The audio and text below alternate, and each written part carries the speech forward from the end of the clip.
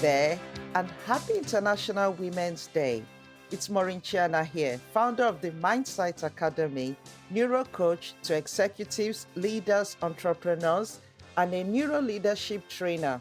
And I have such a great passion for using insights from neuroscience to help you deliver results, drive behavior change by creating new habits using emotional intelligence. I am absolutely excited to be back again today with a new episode of Lead to Excel podcast. And you can guess what my topic will be today. The theme for this year's International Women's Day is Break the Bias. So, without wasting any more time, hope you're ready. Let's do this. I'll start with this quote by Peter Drucker that says, "When you hire a hand, it comes with a head and a heart attached." Deep within our subconscious, we all harbor biases that we consciously act on, and this is why we are still talking about women, especially Black women, being significantly outnumbered at senior leadership levels in organizations. Many women are ready to take the helm of companies, to serve on boards, to run for office. So it's time to promote them, open the doors, support them to sit comfortably at the table. The workplace needs to move away from trying to fit women into the current model that was designed for men and now create an equitable workplace that caters for all. A good place to start is to have an open dialogue and transparency about creating an equitable workplace. I remember when I started my menopause in my early 40s. I'll be in a meeting and suddenly break out into this massive sweat. People kept staring at me. I felt so uncomfortable and I really couldn't talk to anyone. I did not feel comfortable. I did not feel confident to share what I was going through with anyone. I remember going through a lot of emotions and moods, sometimes bursting into tears and not knowing why. And I couldn't share this with anyone at work. I couldn't tell my manager because I didn't feel that he will understand. And I've asked myself the question a lot of times, why couldn't I share it with anyone? It just wasn't talked about. The unfortunate thing is a lot of organizations don't even realize the impact that it has on a lot of women going through it. It can actually affect performance because it does take its toll.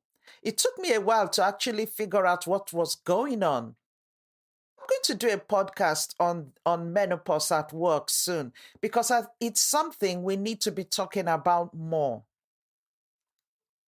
So even though women are the majority in industries such as law, higher education, health, they still experience too many biases, such as constrained communication, in which they have to be mindful when expressing authority, downplay their accomplishments, they are not acknowledged for their contributions, and frequently get interrupted by men when speaking.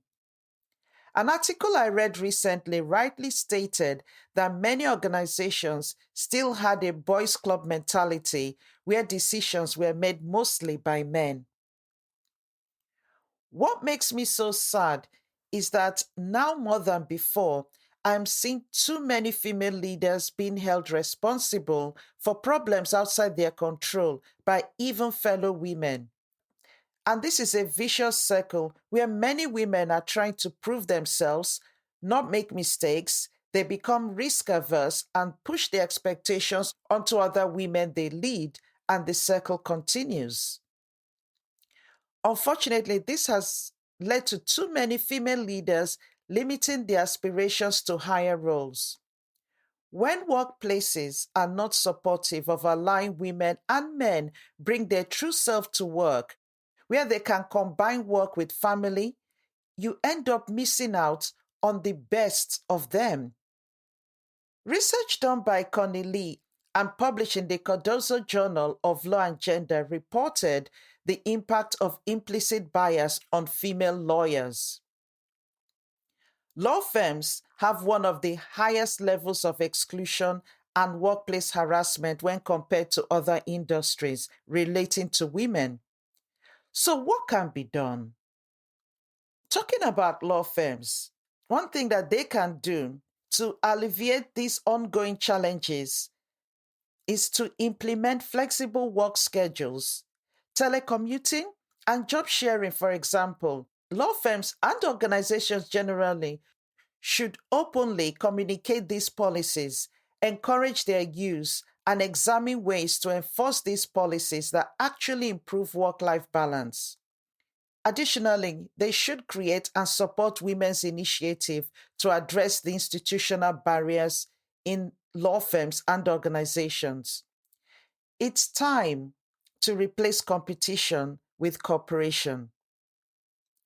The belief that progress can only be made at the expense of others creates behavior patterns that disincentivizes workers from helping or supporting their colleagues.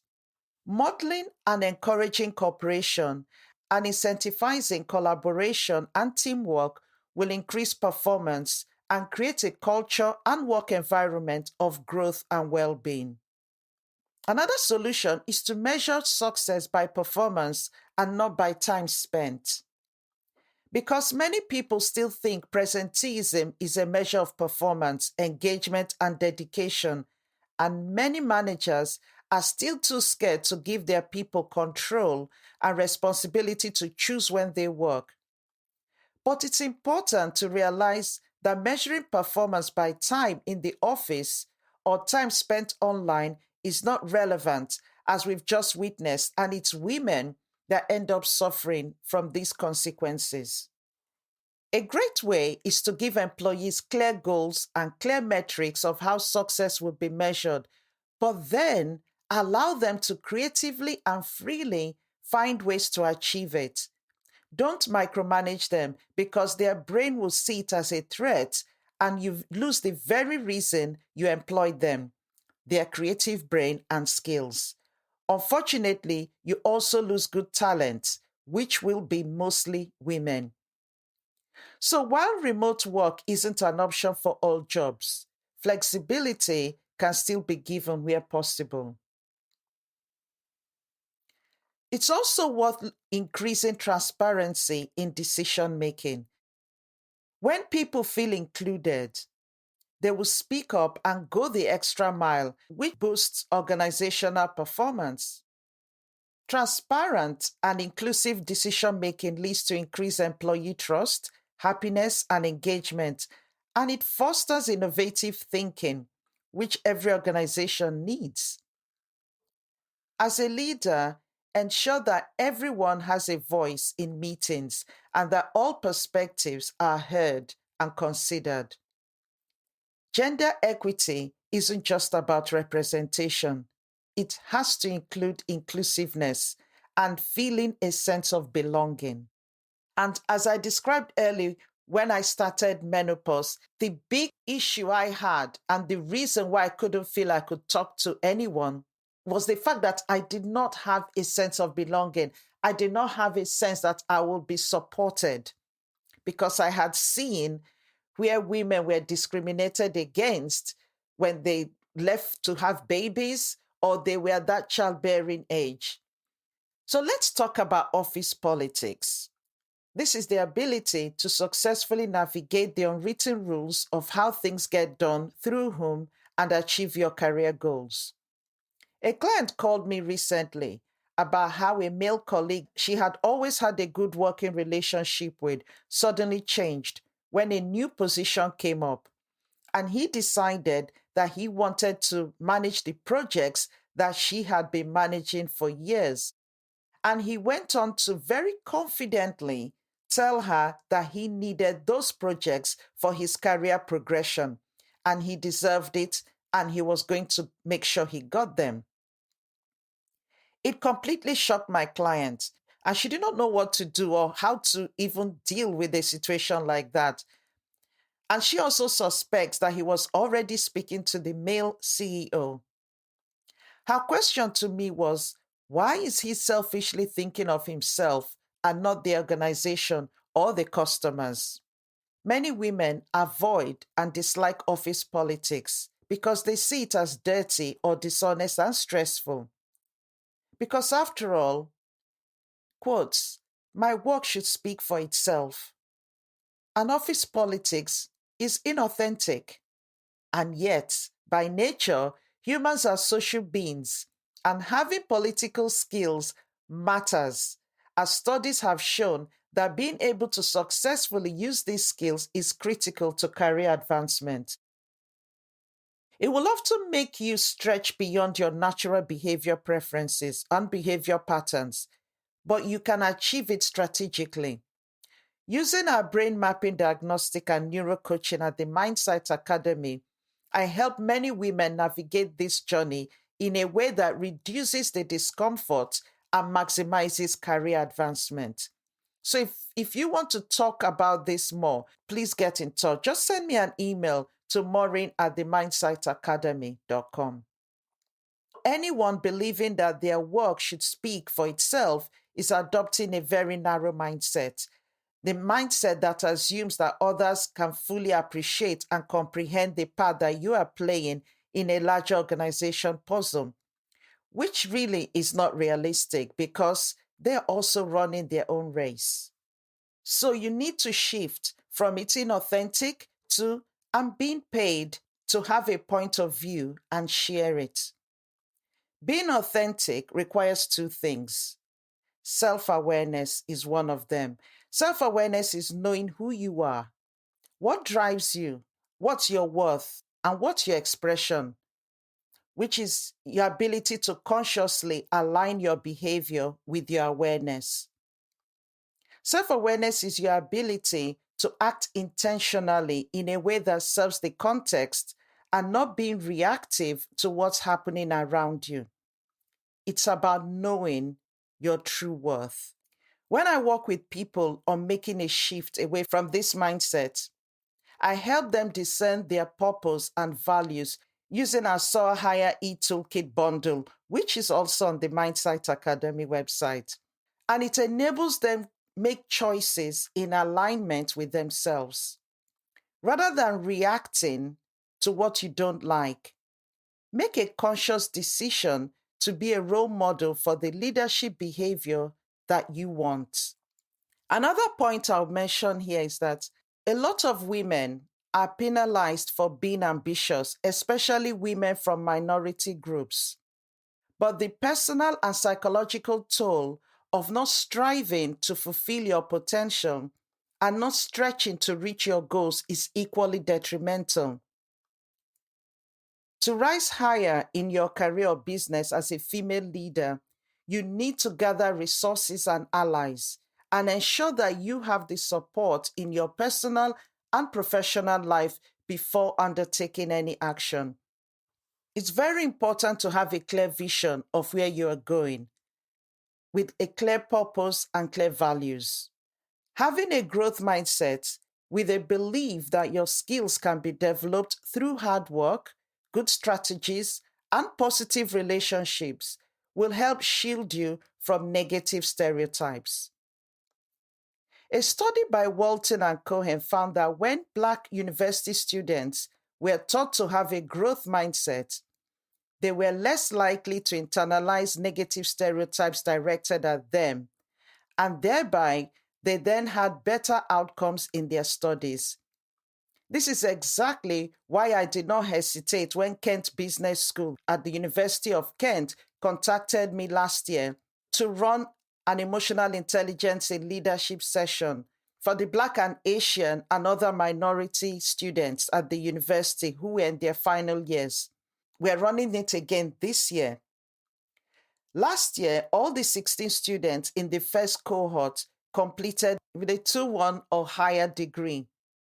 On this same study by Walton and Cohen, they found that students with a fixed mindset, seeing themselves as unable to change, are more prone to suffer the effects of negative stereotyping. My goal is to help women see that in spite of the reality that women and racialized minorities face relating to discrimination, negative stereotypes, and hostilities, you have choices which provide you with more flexibility and resilience, or less, depending on what you choose. Developing a growth mindset that frames the challenge or obstacle as an opportunity to learn and grow, preparing yourself by having self awareness, gathering allies and resources, and developing high emotional intelligence can be a powerful protection and motivator from the backlash that you may face. I see many women wanting to thrive in their businesses or get into very senior leadership positions, but have not spent time identifying their limiting beliefs about different situations to enable them to truly advance their careers. The mindset you bring to any situation, especially one that can be experienced as negative and aversive, is critical to your success. So, are you ready to identify and shift your mindset to give you more power over your experiences and possibilities? Then it's time to start taking action. As we celebrate International Women's Day, it's worth remembering that women don't need power. They have always been powerful. It's time to open the door and embrace us. If you're a female leader that wants to increase in confidence, master how to navigate obstacles, and effectively create a space that empowers others, I will soon be running a program for you. So if you're interested, send me an email at maureen@themindsightacademy.com. And if you're an organization that wants to know how to build these skills for women and how men can truly be allies and supports, I would love to support you to achieve your goals as well. So finally, I'm going to end with this Italian proverb. A candle loses nothing when it lights another candle. Thank you again for tuning in to this podcast. I hope you've got lots of things to really take away, work on, share, and start pushing to shift that mindset and create the life, the career, or the business that you want. Okay, 3 things before we finish today. Have you subscribed to this podcast? If you haven't, make sure you click that subscribe button wherever you listen to this podcast, because once you subscribe, you will not miss an episode. And as usual, if you have a topic you would love me to speak about or bring a guest on, do let me know by leaving a review. Finally, do have a fantastic week. And remember that you are limitless. So I look forward to seeing you in our next episode. Bye for now.